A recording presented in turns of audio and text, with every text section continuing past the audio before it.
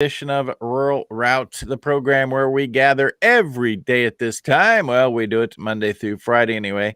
And what we do when we gather is continue to address the issues between rural and urban America. It's a Tuesday edition. That means that it's the across the pond version with Andrew Henderson from the UK and Jay Truitt hiding out in Southwest Missouri, which quite frankly is not a bad place to be hiding out. Yeah. How's Jay this week? He's good. It's a great place to build a bunker. I'll just leave it at that.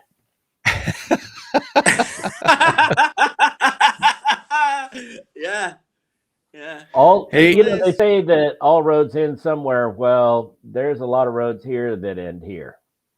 So that just kind of disappear into the woods, and that's a good thing. Yeah. It might get kind of bleak around Stockton Lake. That's all I'm gonna say. It might. I have So Stockton Lake, one of the great sailing lakes in the state of Missouri, one of the better sailing lakes in the Midwest, actually. And it's not a giant lake, but it just happens to lay in a big, long pattern that works with prevailing wind. So you can just set your sails and sail. And I spent some time on Sunday on a sailboat on Stockton Lake. So, Andrew, did you notice that once this guy spends a little time in Puerto Rico, all of a sudden there has to be water and sailing involved? I don't understand this. It's important. Yeah, he's like an indigenous Christopher Columbus, isn't he? Really? Hey, I think today's the official day. But on that subject, did you see the two statements by the fake president, Mr. Biden, and the ex-president, Mr. Trump, about Christopher Columbus? No. And to be quite honest with you, it was shameful what Beijing Biden came out with. Shameful. What he wanted to do was concentrate on slavery and all the things that are around, 500 years ago. That was the way the world was 500 years ago. But this man proved beyond all doubt that the world wasn't flat, for a start, and also enabled the exchange of goods from a worldwide perspective, which caused what I would call the sailing revolution before the industrial revolution, where we were able to share different commodities all over the world because of people like him who were true leaders in their field in terms of exploration. And Beijing Biden, all he wanted to concentrate on was the slavery. Well, here's the thing, Beijing Biden. You are the world's #1 child trafficker as we speak at your southern border.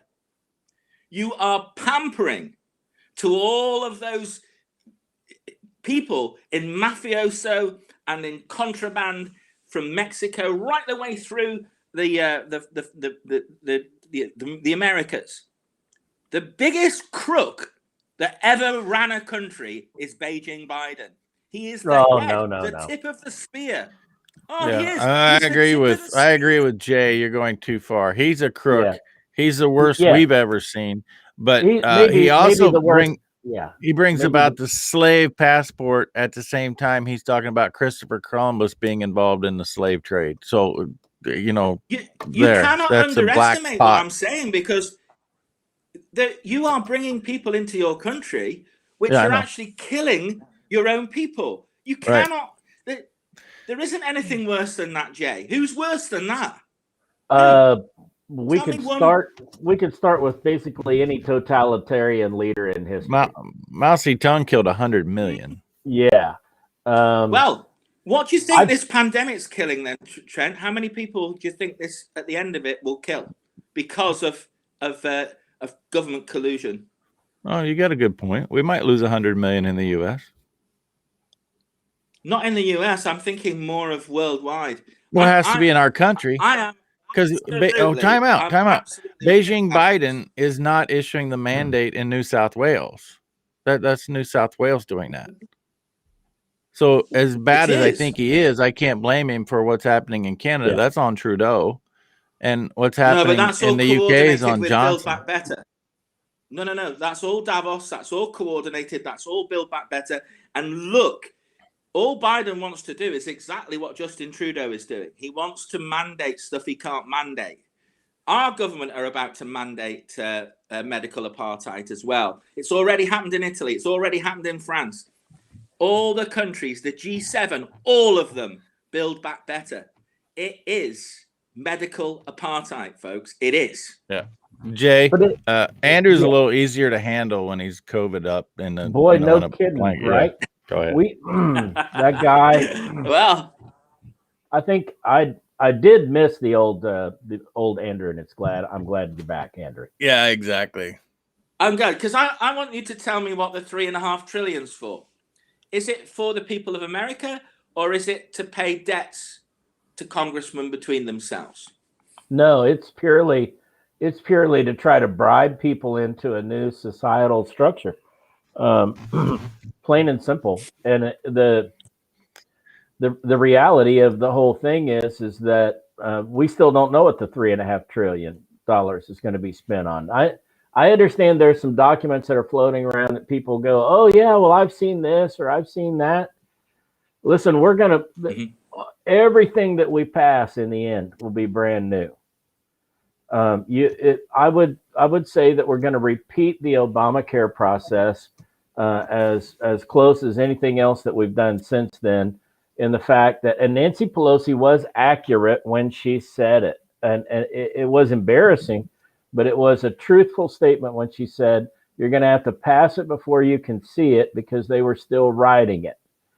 And we're going to do that again in this process. I don't think it'll actually be $3.5 trillion, by the way. It'll be a little bit less than that, but it's kind of irregardless, because we're lying about how much it's going to cost anyway. But you know, I mean, at the end of the day, their real mission is to restructure what government does in society here, and create more and more of a nanny state, create more and more of a control state. Think about opportunities then to start doing what Trent was talking about before, where we just nationalize some industries because they can't, you know, behave responsibly or appropriately, whatever it happens to be.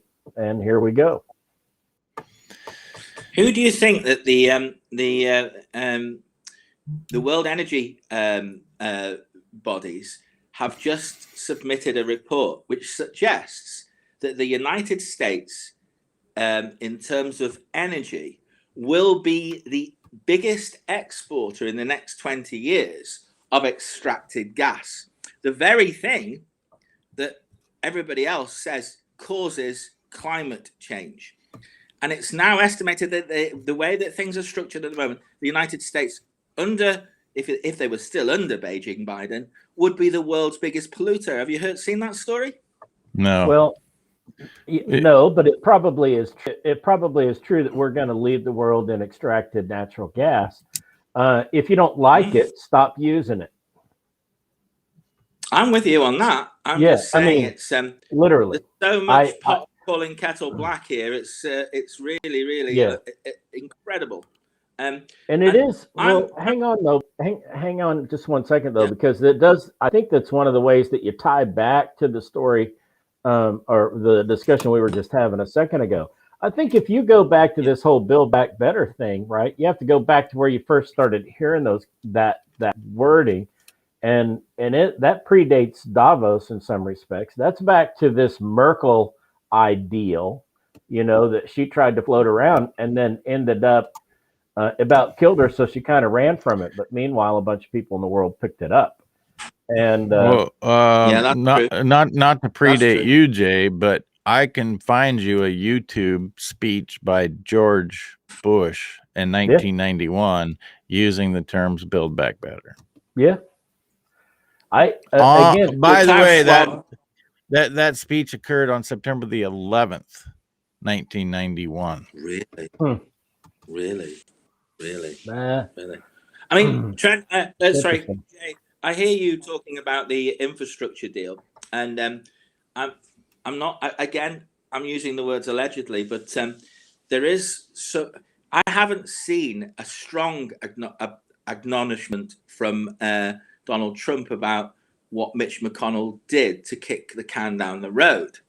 But I'm led to believe that McConnell may have done something positive for a change, in that his agreement to move the can down the road was subject to an agreement which Chuck Schumer has now been made aware of, that says that on no basis can anybody be tried on the Trump staff for any of this palaver with the unconstitutional January the 6th committee. And apparently that was the deal that Mr. Connell has done. And what I'm also led to believe is that the Republicans will not support any of this spending when it comes to that date. And that is the reason, sir, why the Democrats have to sort it out themselves. And I think when they realize how popular they are at the moment, because we're seeing polls every day, I think you're going to find squeaky bum time comes into the Democrats, because they're going to be totally unelectable, Jay. Toast. Toast. You're all toast. KarensDaily.com for the CD that you want to hear. $20. KarensDaily.com. More roll right after this. I'm going to start yelling squirrel when it's time. That's an inside joke. Got it, Dennis. Let's go, All Brandon. Right. Let's go, Brandon. 3, 2. Welcome back. Let's go, Brandon. Trent Loos alongside Brandon Brown. No, he's not here. He's busy winning his next race. Jay Truitt is here. He's winning a race. Andrew Henderson. All right. So not to take us away from where we were right there and creating some sort of immunity or protection for people in January 6th that weren't involved anyway. But 3 times ago, when they gave away this large package of welfare, we said we need to identify these congressmen that vote for this and make sure they're never back. They are on their 3rd time of talking about doing this, and we still don't see a coherent list of this person can't come back to Congress because they're not responsible with our great grandkids' tax money. Yeah, I mean, well, listen, we haven't had the 22 elections yet, have we? Yeah, so there's two things. First of all, one of them is that back to the point that Andrew was making. I think it's going to fold into this. When you look at what the Democrats have accepted, is that they're going to lose control of the House and most likely the Senate in 2022. And Jay, just one thing. Do you know what the Democrats are to win the 22 midterms? Do you know what the odds are here in the UK? I've got them. 22 to 1. 22 to 1. It's so you still put a bad pound bet. on, you'll win 22 quid if the Democrats win anything. Yeah, it's still a bad bet even at 22 to 1. I think, but I'll say this. The one thing that you have to give the Democrat leadership in the party some credit for is they say, hey, listen, we're going to lose control, so let's go ahead and get done everything that we want to do while we still have it. And it actually creates an incentive, just like it did with the Affordable Care Act, Obamacare. And you can look back in history, they've done it multiple times. The Democrat Party has no trouble at all driving off the cliff as long as they advance their agenda as far as they could possibly advance it. And I do think that is that's a known goal for them. Number one.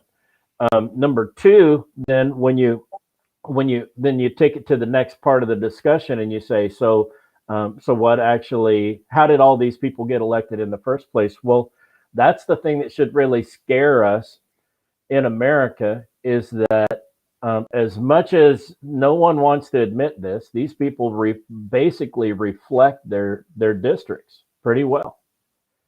And they keep getting elected there. And we, if you get rid of Nancy Pelosi, do you think that you would actually get somebody better from that district in San Francisco? I mean, actually, I do, Jay, only because Nancy too. Pelosi is so entrenched in corruption and bribery and favoritism that another family would certainly be a progress. But I don't discount what you're saying. Yeah. I agree with Trent here, because I don't think any of these people are really elected. That's part of the problem. That's why nobody can get a look at any real election fraud issues. Even the Attorney General in Arizona, he's got all the evidence. Everybody knows he's got all the evidence, but he obviously has something to hide himself.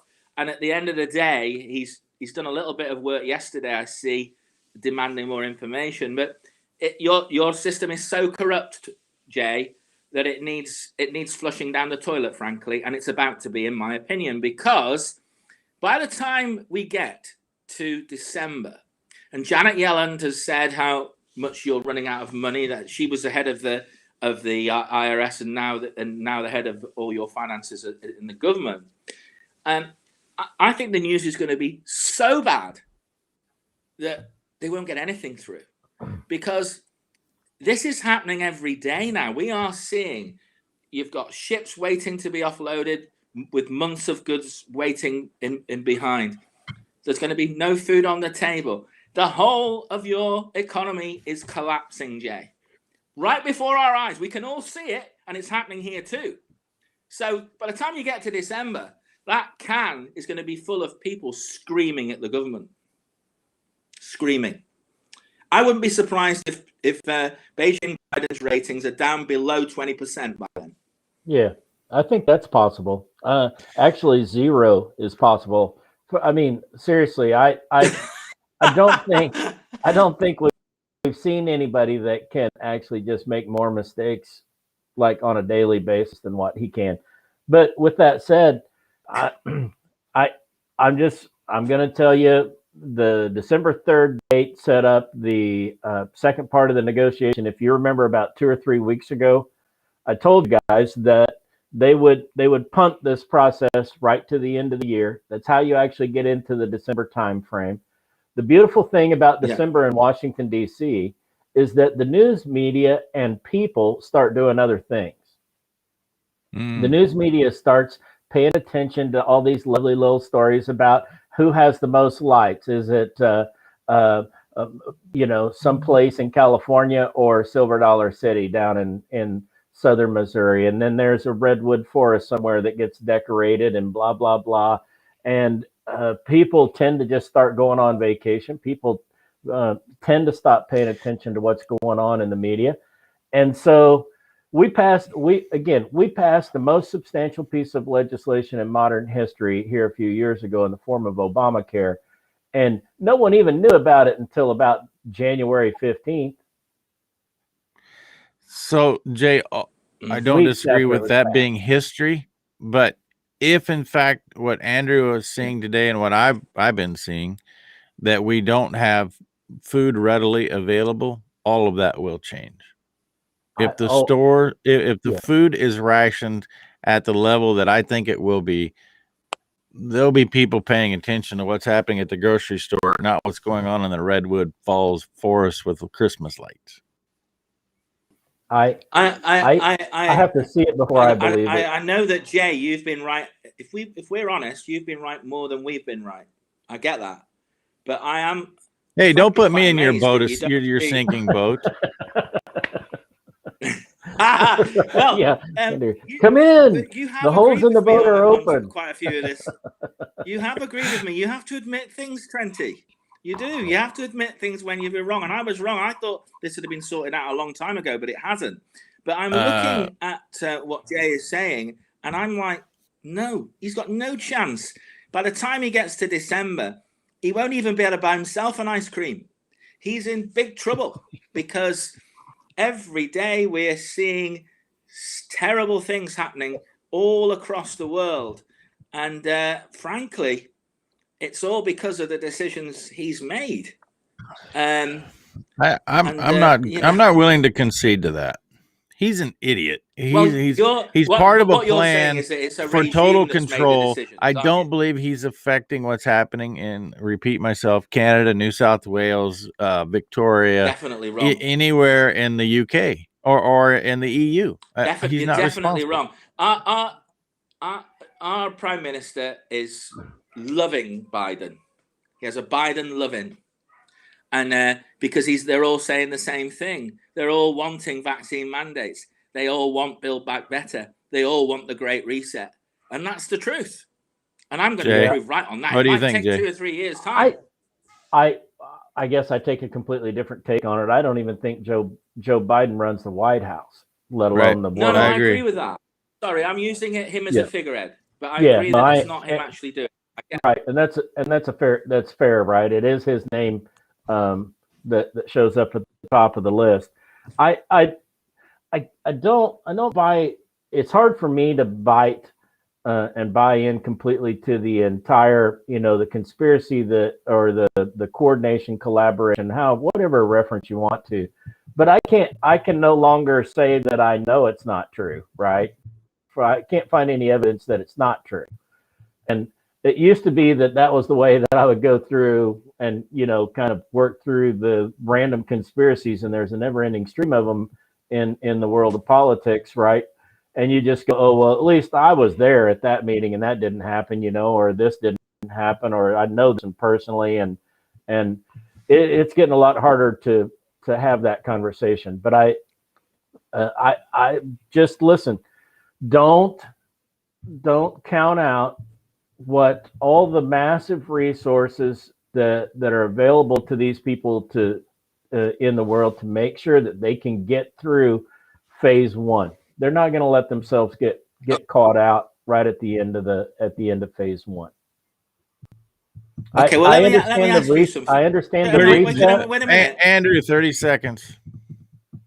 Well, the question I want you to answer is, how on earth can the world accept Nancy Pelosi, pro-abortionist,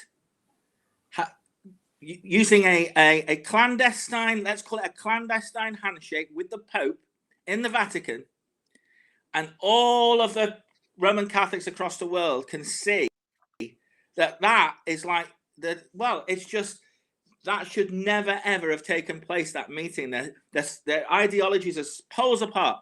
How can you expect the world to understand and believe that is right? We will take a break. I want to remind you that Protect the Harvest provides information to inform you to be a better citizen.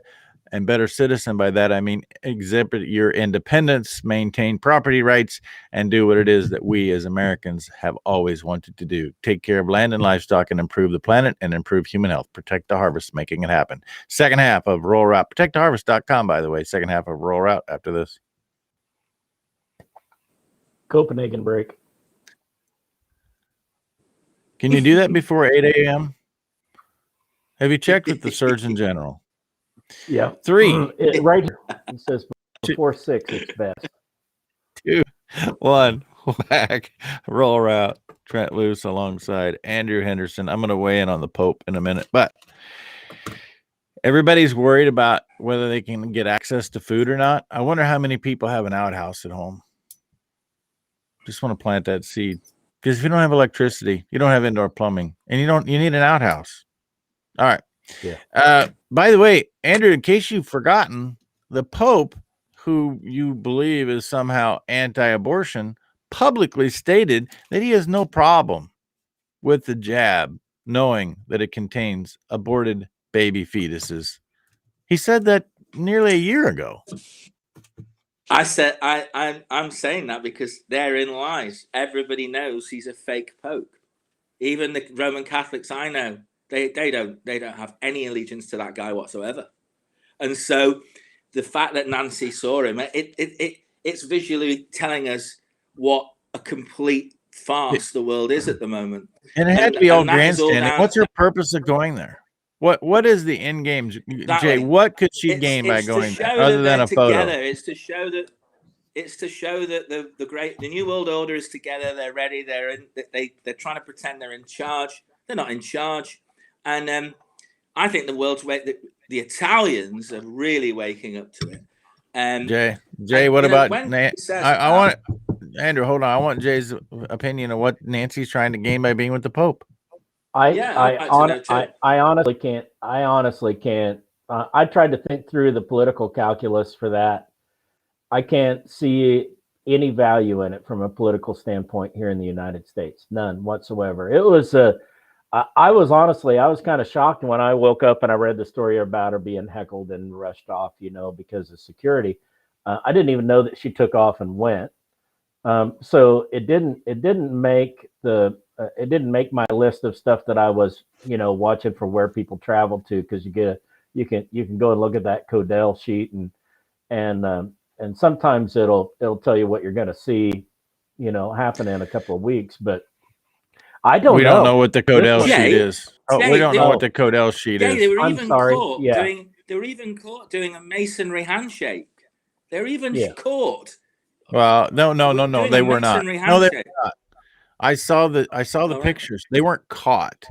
That was grandstanding. Oh, that did was it? done on purpose. You don't do it like exactly. that unless you want it to be caught. All right, Jay, what's the Codell sheet? Yeah. A Codell sheet is that's the list of trips that members of Congress or leaders in the country are going to take, and usually they take them 2 or 3 to up to 10 or 12 at a time, and they go to their place and learn about a particular subject matter. The interesting thing was she went to the Vatican almost by herself. And then to Lisbon, and then she's been to Lisbon to the European Union conference. This is a Nancy Pelosi tour. And of course they get this week off because it's Columbus Indigenous Day week, whatever, blah blah blah. And they discovered North America like they discovered it. I am still amazed by that. There are millions of people that were already here, but they discovered it. Woo! Right? Like it wasn't here before they got here. You're sounding like Biden. You're sounding like Biden. No, it was already here. No. We were doing just fine before they got here. The only thing is at the time when people left Europe, everybody in Europe was adamant, and it was against the law to suggest anything different, that the world was flat, Jay. So this guy did do something that changed people's view of the world. I didn't hear Jay say that Christopher Columbus didn't do something. He just didn't discover a new world. He created everything that you talked about earlier in terms of trade and proving the earth is round and all of that stuff. Yeah. But put it into context. What he did was very valuable to improving mankind and planet health around the world. But he didn't discover a new world. But it is so. In his eyes, he did though. In his eyes, he did. Maybe you don't know that. You only know what people talk about him. See, and I think that's exactly the point. You're right. I'm wrong. No. You're not wrong. Okay. You actually the whole reason. No, let him be wrong. Let him be wrong. Excuse me. So Jay, the latest rumor out of hey, mouse in a cage. Which I'm you gotta let him to. finish his first thought, and then we'll get to the second thought. Let me just go back though. I do think that the whole reason we really should be talking about Christopher Columbus this week is because that was the first instance, really the first big worldwide instance where people in politics influenced what people in science said for a couple hundred years to take a known fact and completely turn it on its head.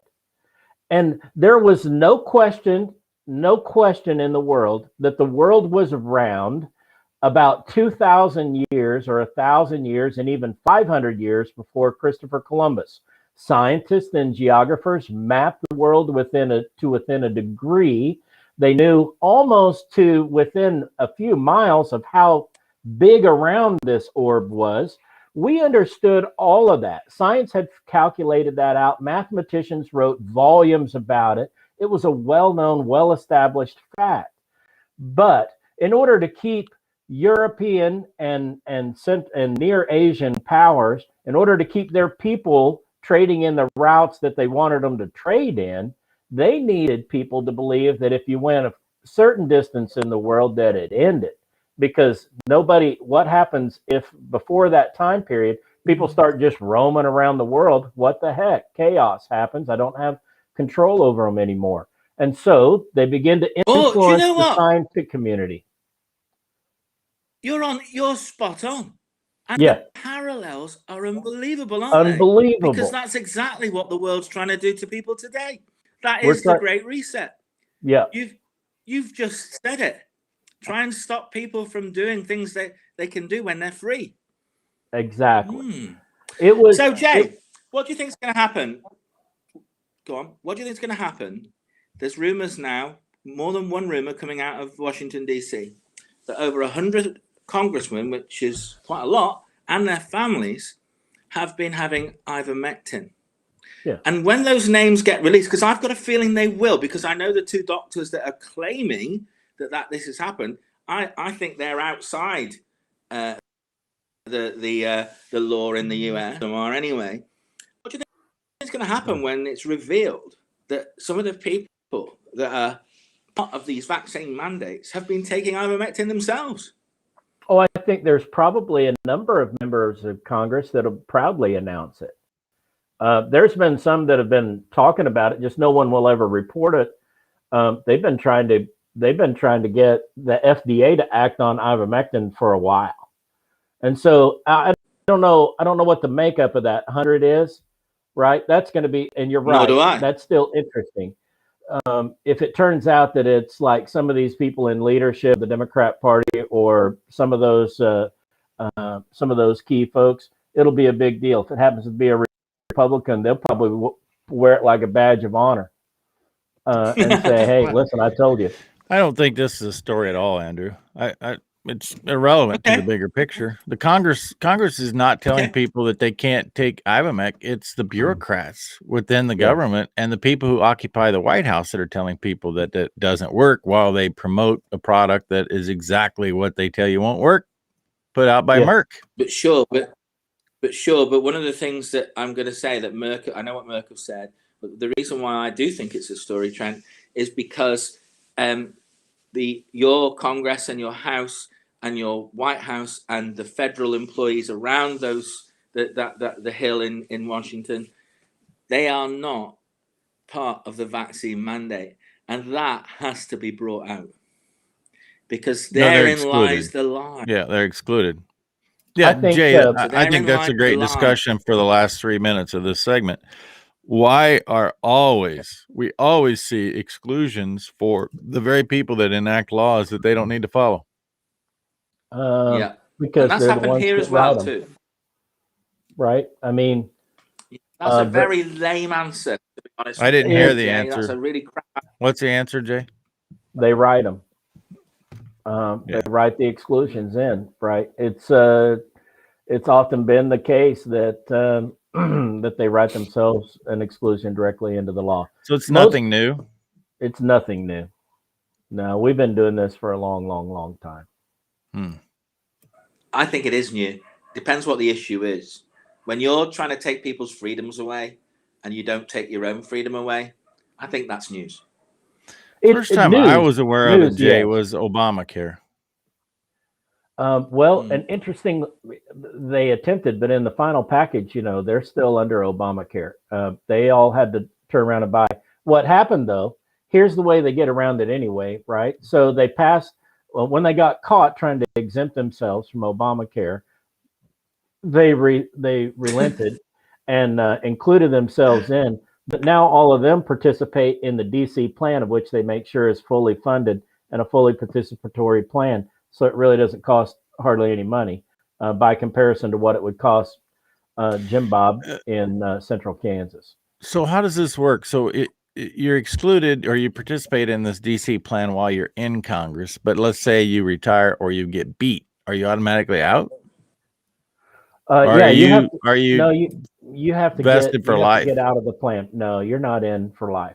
Yeah, you got to get out. But also, let's be honest about, the vast majority of those people when they leave Congress are on Medicare or, something similar. So our health care for congressmen that retire, quote unquote, retire, you only got to worry about the dozen young guys that get beat or gals.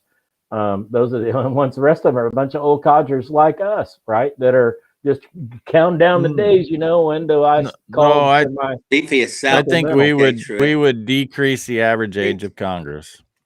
Oh, I would. Yeah. Because that's the other exciting thing, because none of them have been hospitalized, have they? And that's quite interesting too. But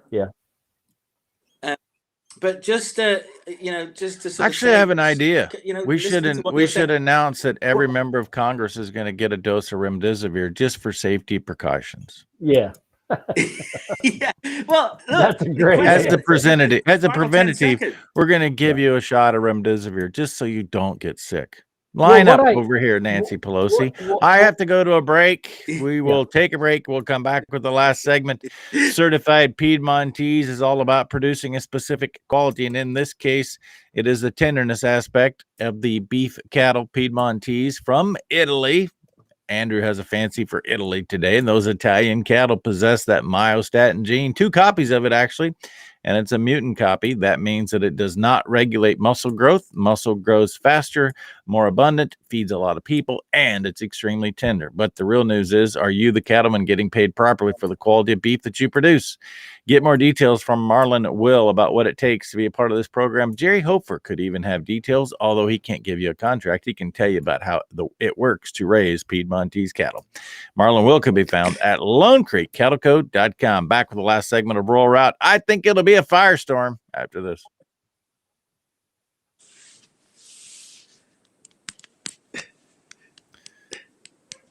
Back in 3, 2, 1.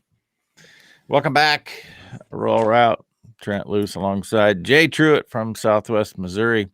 Fancies the being in Puerto Rico. Never again. Andrew Henderson. He fancies being in Southwest Missouri for the rest of his life, but he can't get there. I did. Yeah. I love that analogy that you've just made there, Trent. Lean and mean. That's the Italians. Lean and mean. And hey, they mean to make a difference. Another Christopher Columbus reference, though. It was thanks to Christopher Columbus that they brought tomatoes back to Europe as well. The modern tomato. Tomatoes, frankly. English language, please, sir. Why are you turning your nose at tomatoes? Tomatoes. They're called tomatoes. I think I don't even know where to go with that. It's like My Fair Lady. Now I find myself in the middle of. What are you going to call a potato then, Mr. Englishman? What are you calling a potato? A potato. Potato. Honestly, elocution, guys. That's going to be one session we must have.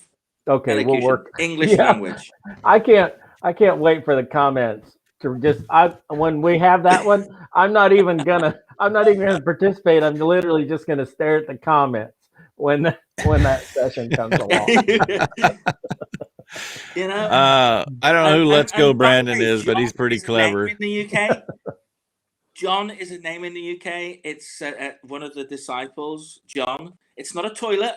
His name's John. Okay, just making certain things clear to you all. John is the name of a disciple, not a toilet.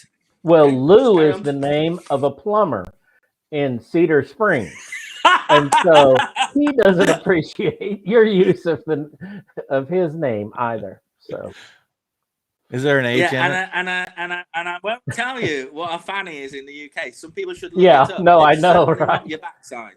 Yeah. All right. So hey, there you've there is stolen something. some funny words and tried to make them sound American. I know we did. I do want to say something though about the very last subject matter that we were talking about before the break, and that is,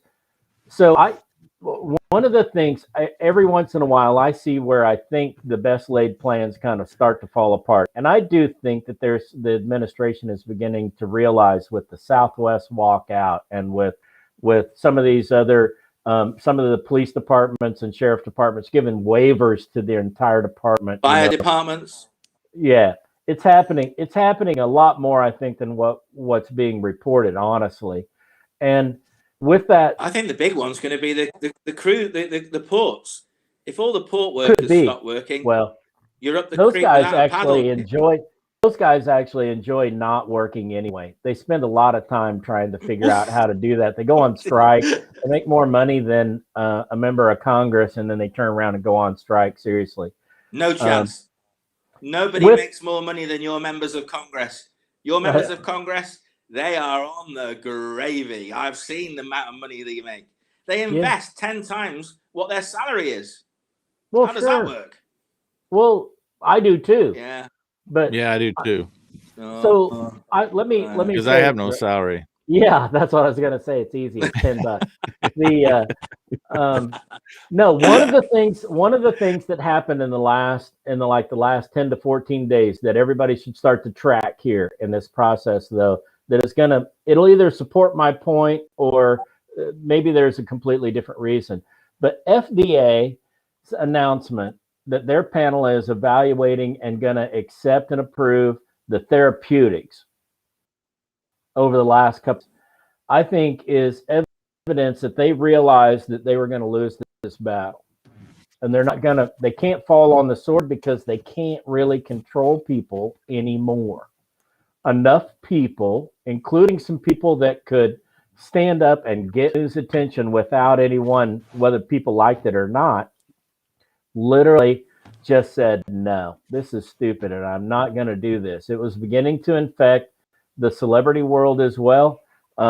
Sports celebrities, real celebrities, and in other cases. And I think they just realized, hey, listen, we're not going to be able to do this mandate like we thought. And so we better give people a way out, and they can look like the hero at the end of the day as well. And they'll take credit for ivermectin at the end of the day. It's included in the therapeutic list. Nah. Well, that doesn't mean they won't take credit for it. You don't have to believe it. I understand that, but they will take credit for it. You'll see it in speeches from politicians 6 months from now. Democrats running for re-election, they'll say, oh, absolutely. It was us that funded at the last minute. We funded FDA so they'd have the ability and the authority to actually do that when the Republicans were trying to stop everything in Washington, D.C. We still saved you. We saved you from us even. You just watch. Watch. People are stupid. I would. One thing that this has taught me is that a lot of people are stupid, but Jay, they're not that stupid. They're not that stupid. I think honestly, they're not. Well, it's not that people are going to accept it. It's the fact that bureaucrats need to be the savior. They need to try to position themselves as the answer when, in fact, how many lives, how many families were messed up and destroyed in the process. When if they'd have just done this when Dr. Peter Corey identified ivermectin was a solution a year and a half ago, what would it be the situation today? Well, we wouldn't have this conversation because everything else would be back to normal, and people who trying to claim control of our lives would not have any ground to stand on. There's two things that are embarrassing about it. The first thing that's embarrassing is that Pfizer are trying to come out with the patented name Pfizer-Mectin, which I think is hilarious. And Merck, the company that did hold the patent for ivermectin, are saying it doesn't work, and they're going to bring out one that costs $1 and they're going to charge the government $17. These people are let's go Brandon. They are not going to come back from this. I'm telling you that people are not that stupid. Millions of people have died because we haven't used these therapeutics. And when you look at the evidence from India, which has just been thrown out into the internet, in a region nearly as big as the United States of America, in less than 5 weeks, they almost eradicated COVID-19 with ivermectin.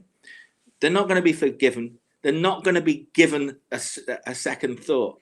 These people have murdered people, and they are going to do a Warrington Gate eventually. I'll tell you, they are.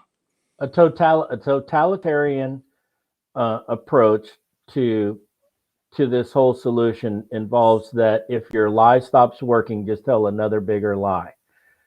But you don't ever have to admit that you were wrong. You just have to tell another bigger lie. We moved and it'll last. It doesn't last forever. It doesn't last forever. You know, the Soviet Union collapsed after 70 years. At some point, China will collapse as well under totalitarian rule. All totalitarian governments do. But they all follow the same game plan. You don't even have to be a rocket scientist to see this. I have actually moved from the fact that I think that they're looking for socialism or communism to the fact that I think they're just looking for a totalitarian rule, and they'll choose later what flavor that is globally.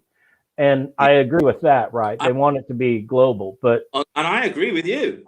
Yeah. Trent, what's your thoughts? No, I agree completely. And I'm thinking back to the 2020 election and how many days did we argue about whether the election was stolen or not stolen? What we know now is that had they not at all cost got what they wanted for an outcome of that election, none of their plan would have been able to come together. Right. It's all been in action and playing out. So what we know going forward is that if each one of us don't stop sitting at home and saying, well, that's a problem in Maricopa County, it's a problem in every single county. It's a problem in Noble County, Minnesota. It's a problem in Sherman County, Nebraska. It's a problem in Nevada, Missouri. You need to get involved locally and say, we're going to fix this election problem, or we don't have a chance in the future. This is the kind of bovine fecal matter we will continue to deal with. You cannot sit back any longer and just say, well, I just hope it works out. I think this is where I raise my hand. Well, I agree with you.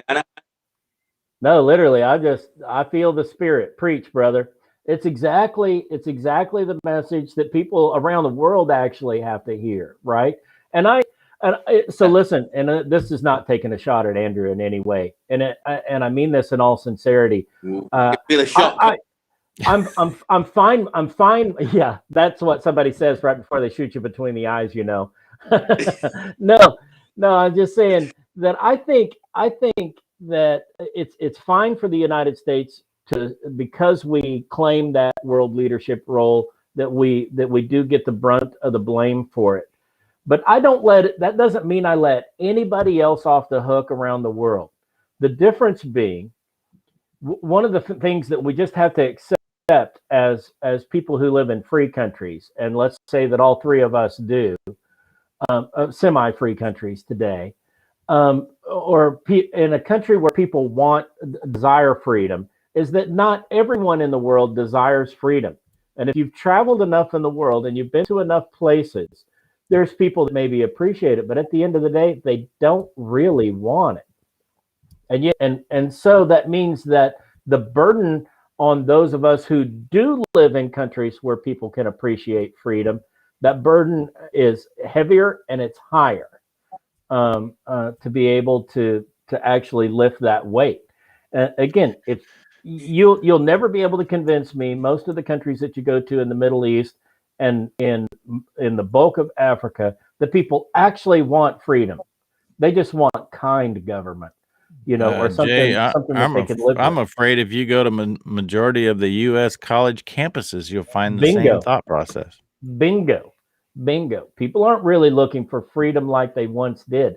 That becomes incumbent upon. That makes your point about the three locations in the country that a lot of people would never know.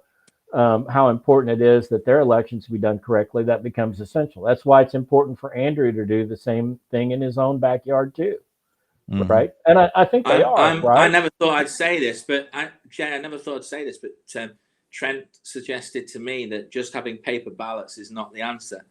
And looking at the way that our government is acting unconstitutionally at the moment, for example, they're going to push through vaccine mandates, even though they know they couldn't get it voted through in Parliament.